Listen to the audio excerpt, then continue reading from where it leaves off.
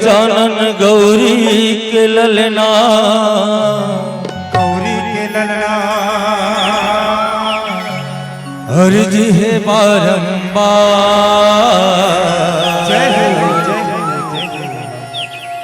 सभा बिच में पहुँचो देवा, भारत हाओ गुहार। रीति सीधी है तोर संगमा, अवधि घन बिना सनहा।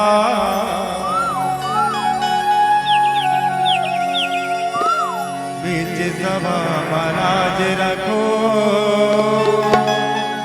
नमन हजारों हजार, नमन हजारों हजार। गौरी के ललना झूलही दुलना, देवा ने बताया।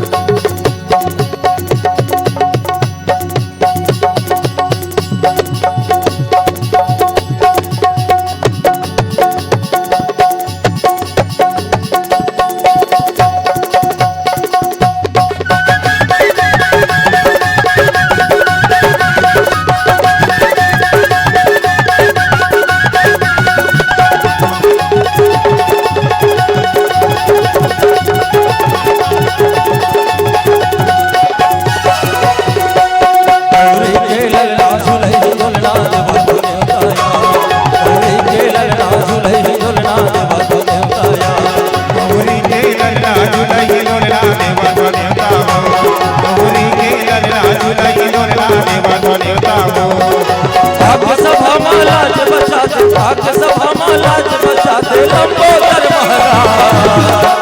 गौरी के ललना गौरी के ललना झूलही दुलना, देवा धन्यता हो।